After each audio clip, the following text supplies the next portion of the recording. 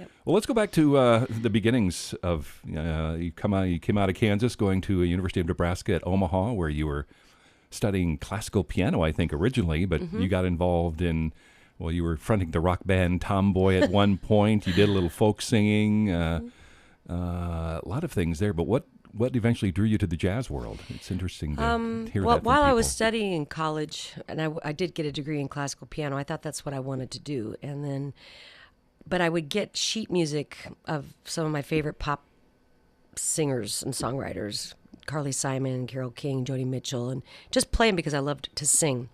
And I would play them for friends, and they would encourage me, so a little bit of encouragement goes a long way when you're a little bit of a ham. So then I started to try out for things here and there, and so that I did get into the more folk pop scene a little while, and while I was going to college, and then was in a rock and roll band, as you said, and we had a blast in that band. Actually. Yeah. Still good friends with those ladies.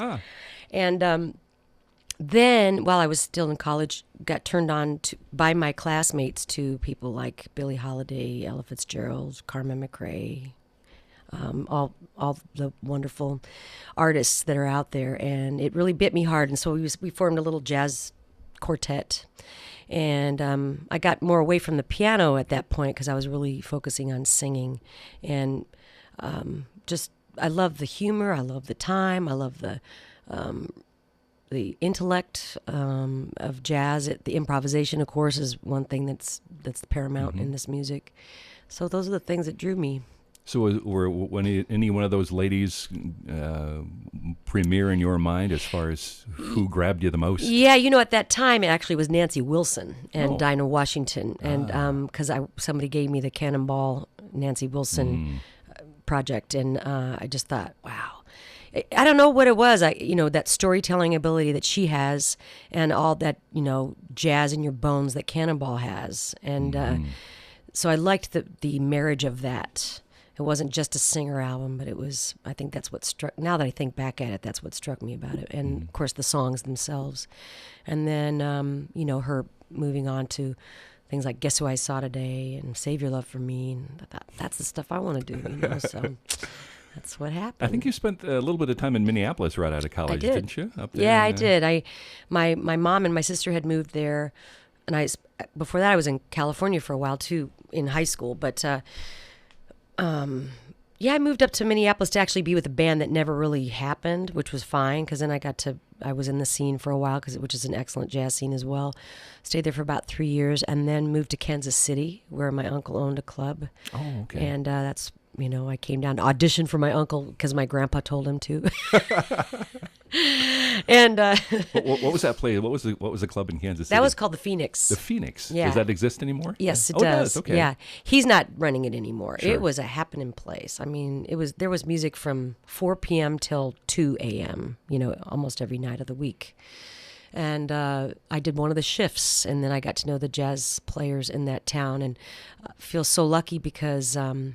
I got to know Bob Bowman, Danny Embry, Rod Fleeman, Todd Strait, Paul Smith, Russ Long, Milt Abel, Tommy Ruskin, Stan Kessler, Was Kim Park down there? Kim yes, Park, sure. Indeed, yeah. So many people, and I know I'm leaving some out, but and just backtracking a bit, I met Laura Caviani in Minneapolis, Sure. and she's with me this weekend here in Cedar Rapids. Yeah, she was here the last time you played here. Yeah, she's a dear friend, a great player, and so is Rod Fleeman, my guitarist from Kansas City. Great. And two gentlemen, while I'm at it, from Chicago that I love playing with a lot, Larry Kohut and Eric Monska. Oh, yeah. So, so I got lucky and met all these players from Kansas City, and that's when I did my first CD. Borrowed the money to do it and didn't even know what a record label was. Still basically don't. No, that's not true. Well, it's changing once again. Uh-huh. But so I, self-produced that, and Concord Records ended up getting it and putting me on, and that was 13 albums later. That was your home base in Kansas City for quite a while. Yes, wasn't it was. Until what, like in the late 90s or something? Yeah, I moved. I've been in New York City for 15 years. So. How important was it to have those guys that you played with together for so long, to have a band like that you can rely on and know what they're going to play for you? That had to be very important. It is very important. That's a great question because when you can, it's great to form your own thing, which I did, But these guys have been playing together already, so it's already this built-in. I don't know what to say. Big old easy chair, you know. It wasn't. I'm not saying it's easy, but you know they already have their thing. You know, I guess Bowman was the heartbeat of that group, and but I loved working with these guitar players so much because it opened my musical palette up so much, and I still love working with Rod, especially these days, and then that way I can. And I played piano a little bit more in the last, 5 years. In fact, I played all the piano work on a CD called Round Midnight. But I can, when I have Rod or a guitarist with me, I can stand up and not have to be at the piano all the time. And I love working with other pianists, of course. How difficult was it to find other players to mesh with after that? After you started to New York, and who do I find now? That's a great question. My guys are gone. Exactly. My guys are gone. Yeah. Well, you sort of have that feeling about their family, and they are, and that there's a sadness there. But again, I'm still working with those guys intermittently here and there. But you do have to move on, and I moved to New York and got to know some beautiful players. In particular, Bruce Barth is one of my favorites. I got to know James Williams and, so many players that Adam Cruz is a favorite drummer of mine right now. Ed Howard on bass. So you find other family, and that's the beauty of this business too. That people are kind of like-minded and smart and funny, and smart asses and all that. It's just it's an adventure. I remember I mentioned to you I saw you in Birdland in New York City, and you had mentioned it was a joy to be playing with Steve Nelson at the time, the vibraphone player. Oh man, I love Steve. Steve Wilson. I love Steve Wilson. So sure. Those two gentlemen are great. Speaking of Steve Wilson, I was going to touch on some of the projects that you've done over the years, and the Ballads disc was one of my favorites because I've been a huge fan of John Coltrane since I was a kid. Yeah. And here you are, you come out with this, which kind of harked back to Coltrane's Ballads CD and kind of did vocal versions of all those. Steve Wilson was one of the special guests. I think James Carter was on there, and others. Bob Berg, yeah. What was the idea? Were you a Coltrane fan to begin with? And that's a great project. How did that come about? Well, thank you. I am a fan, as a singer. I listen to a lot of, it's not only singers that I listen to. In fact, maybe that's a smaller portion. I don't know. But because I love instrumentalists. I never intended to do a Coltrane CD that was the sheets of sound kind of thing. And I just loved this album in particular so much, and was sitting, listening to it with I think it was Danny Embry one time, and I said, man, wouldn't it be cool if somebody just sang these songs exactly in the same order? Because the tunes hadn't been really sung that often. Say It Over Again, for example. I know that Sinatra recorded it, but not very many folks had done it. Too Young to Go Steady. Anyway, so the vocal versions spoke to me a bit, and I learned a lot from how Coltrane played these ballads, not just sentimental, but really spiritual. And so I learned a lot like that. And it's interesting how the horn players would sometimes listen to the vocal versions to kind of get the inflection of stuff, and then you turned it around and took the horn version and put it into your own style. Yeah, I tried. Yep. And it succeeded. Well, thank you. And I had an amazing rhythm section, James Williams, John Patitucci, Louis Nash, and then we mentioned the horn players Bob Berg, Steve Wilson, and James Carter. Speaking with Karrin Allyson, who's going to be playing in Cedar Rapids at the Country Club tomorrow evening for a benefit, and also a masterclass coming up later on this afternoon.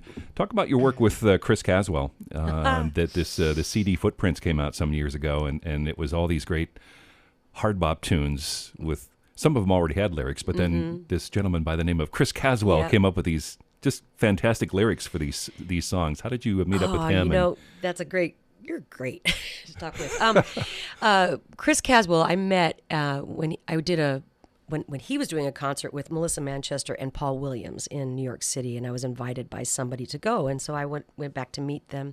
And Chris was the musical director of that evening, and we just got to talking, and I gave him an In Blue, I think, which is a CD of ours, and we kept in touch. And he said, the way you sing, I really think you should write music, write lyrics and write tunes. Let's try to stuff together.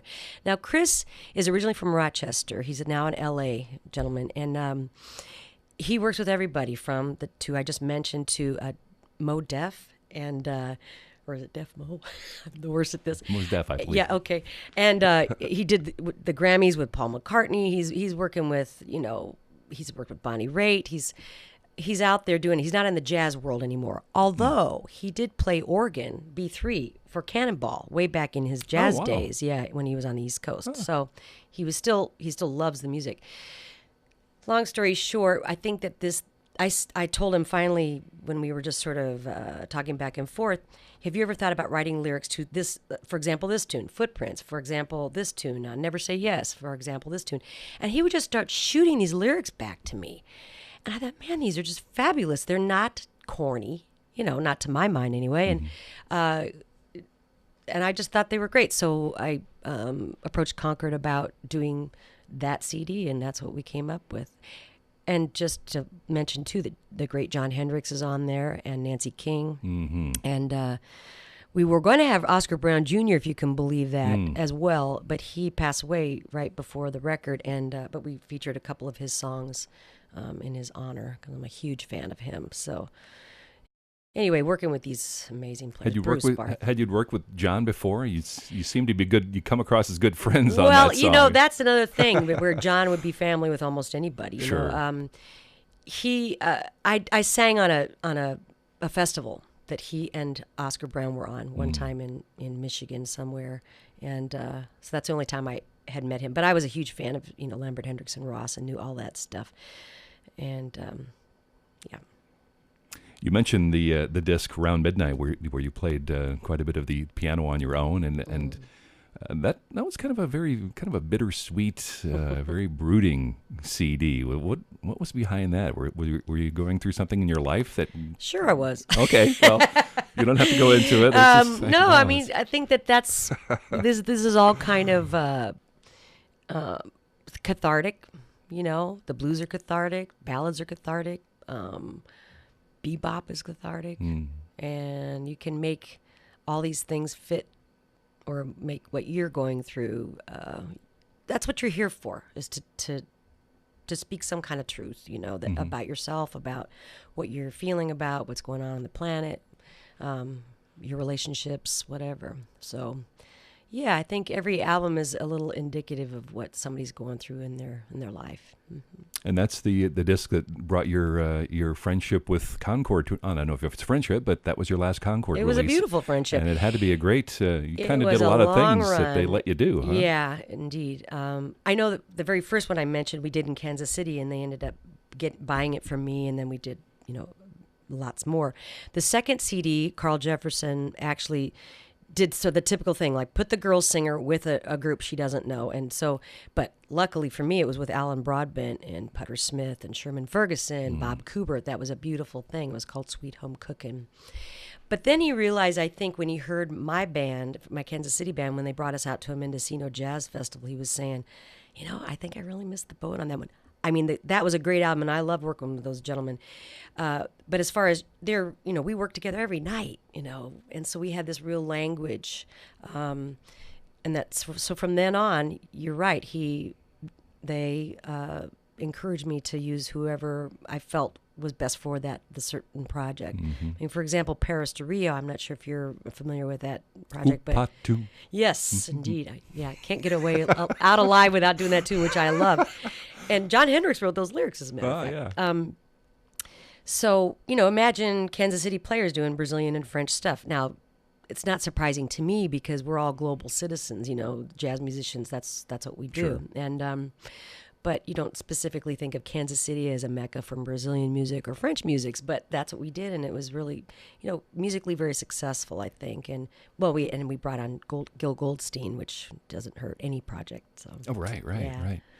I guess your most recent CD was the holiday disc that came out just a couple of years ago, and it seems that everybody at one point does a holiday disc, and you did one, and boy, it was really a refreshing disc. It was my decision. I actually put that out myself, and right. I've been asked by fans for years, when are you going to have a holiday CD? So And I like holiday music to a certain point, right? And so I just tried to find material that wasn't overdone, and even if it was overdone, I tried to have fun with it, and also wrote some of the music on it with nice. Chris, and I hope to have a new project. Well, I am going to have a new project out in September, but it's not an original project. But we can talk about that another time.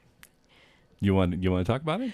Well, we can't. The most you're recent with thing, Motema now. Yes. The Motema Records, a Yeah. very up and coming jazz label. It's amazing. I love this woman. Jana Herzen Herzen she's I call her a gentle force in this business. Actually met her. I'd met her before in various situations, but we were all attending a Charlie Hayden celebration of Charlie Hayden's life at the town hall in New York City. I don't know, 6 months ago or something, and we were talking, and she handed me her card, and she said, if you're looking for a label, and, I always said that if I don't have a label, I'll do it my own. There's no way I'm not going to be putting material out. So I thought, well, okay, because I was ready to do something on my own anyway. So that's how it happened, and we talked, and we're going into the studio in about a week, May 1 and 2, and I've chosen Kenny Barron and John Patitucci. Again, never worked with Kenny, always wanted to, so it's a dream to come true too. And it's going to be a Rodgers and Hammerstein project. Oh, fantastic. Yeah. And these plays and musicals I've known forever. I was Nellie Forbush in, the South Pacific way back when. Although I'm not going that direction. I'm more the Bloody Mary type now. There you go. But, so, I don't know. I love Hammerstein's lyrics so much, and of course Rodgers' music, but Hammerstein's lyrics really speak to me. I think they have, justice elements to them, and of course they're tremendously romantic, and there are all kinds of possibilities with that. And Michael Lenhart actually is helping co-produce it with me, so it's an interesting venture. You mentioned Charlie Hayden. He was actually a native of Shenandoah, Iowa, when he first was born. Right. Had you worked with Charlie at all? Never worked with him, but we knew each other through the business, and his wife Ruth is a sweetheart, and we would attend each other's performances. That would also have been a dream come true to work with Charlie, but I feel lucky to just know him and to have heard him many times. Speaking with Karrin Allyson, who again is performing tomorrow night at Cedar Rapids Country Club for a Cedar Rapids Opera Theatre benefit, and a master class later on today. Are you doing some touring right now, or are you always? This is just a one-off thing, or well, you're out I and don't know about if these you days? consider just round trip one-off. No, I don't know. I mean, I just played in Boston, and I just played in Northampton, Mass, and was just in D.C. for another event, but. And heading to El Paso, Texas right after this. I'm going to record. So, this life is very peripatetic. You're in and out. So I guess the major tour starts in September, but this is how we make a living. We travel around and get to play music. Life can be mighty monotonous. Wow. We mentioned the master class this afternoon, 1 o'clock at Coe in Daler Kitchen Auditorium. You've probably done quite a few of these master classes over the years. Is there when you get with students like that, is there maybe one? I'd like you to boil down to one maybe overarching thought that you give to these students as they're whether maybe deciding to go on to be a singer or if they're going to be educators or whatever. What's the overarching thought that you give to these students when you're doing the master class? Another great question. I did a TED Talk, and it's you can get it on my website if you want. It's karrin.com. But the overall theme to that was live an artful life. To try and not just make a living, but make a life. And lots of people have said it before, but I'm still saying it. That's the overall thing. And now when you get more specific with music, I think that just studying music can enhance your life no matter what you end up doing with it, if you end up doing with it. The most joined activity on the planet is choruses, and that tops Little League baseball and everything. So you know that people want to be involved with something that is a little magical, and you can't really describe it and why you want to be with these people, I said committing, the same sound, Anyway, so then more specifically with music, I encourage, especially singers, because that's what essentially am, but I feel like I'm a musician who sings. And that's something that a chorus teacher of mine, drilled into our heads. You are musicians who sing. You're not just singers. You need to be a part. You need to know what you're talking about. That drummer's a musician who plays drums. That saxophone player's a musician who plays saxophone. So that's basically what it is. I teach band leading skills. I don't teach vocal training because I'm really not a trained vocalist. If it hurts, don't do it, basically. And, be kind to yourself. All these things. And to others. Yes. So do you get back to Kansas City much then and see your friends there? Oh, yeah. Yeah, good. Yeah, a couple times a year at least. Is there what's the jazz club down there these days? The Blue Room is the main one. Yeah, okay. It's connected with the Gem Theater Sure. on 18th and Vine. But there are others springing up all over the place, and I haven't lived there for 15 years, so I'm not always aware of them. But the scene is really kind of coming up again, I think. A lot of the players I mentioned, of course, but also younger players. Bobby Watson's there, of course, at the Watson's university. Still there. Sure, yep. Sure. So he's spewing them out, and in a good way. And of course, the University of Kansas, St. Lawrence is a good university, and I get back there a lot. So for your performance tomorrow night, what can people expect? Again, maybe I think you talked about the players you got coming in, but you might want to mention those again. Sure. Laura Caviani on piano, wonderful Twin Cities-based musician. Let's see, Rod Fleeman, my longtime beautiful guitarist from Kansas City, and 2 Chicago players, Larry Kohut on the bass, beautiful player, and Eric Monska on the drums, really great drummer. And tomorrow, I've made some choices, but I always reserve the right to change my mind. So I'm going to see how the crowd feels. We have so many. I'd like to try some of the new things I've talked about, the Rodgers and Hammerstein. I'm working on original stuff. I don't know if I'm going to do that tomorrow night. We'll see how it feels. If it's a festive crowd, if it's more introspective, which I kind of doubt. But we could get away with a ballad or two, I think. Sure. Yes, yeah, a variety of things. Well, it's great to have you here again. Thank you very much. Thank you for stopping by and having a bit of a chat here, and good luck in your future endeavors, I should say. We'll look forward to seeing the new CD. I would probably sometime next year, I would suppose, in 2016, we might see that. Actually, this one is in September of this year. Oh, okay. Yeah. Okay, great. Yeah, so it's kind of even better. Yeah, even better. Yeah, please look out for it. Well, again, I get the free master classes this afternoon, starting at 1 o'clock, Daler Kitchen Auditorium at Coe, and the performance tomorrow evening. Is that a 7 o'clock starting time? I think we have Ritmo Cano starting off tomorrow evening.